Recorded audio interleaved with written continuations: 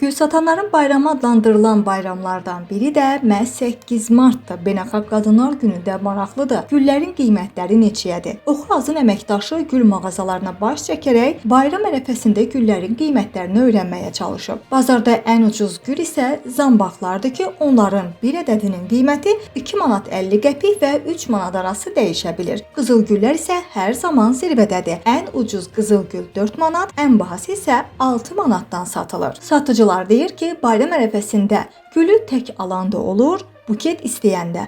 Amma buket üçün minimum 5 qızıl gül olmalıdır ki, həmin buket gözəl alınsın. Nərgiz gülləri də var. Birinin qiyməti 6 manatdır.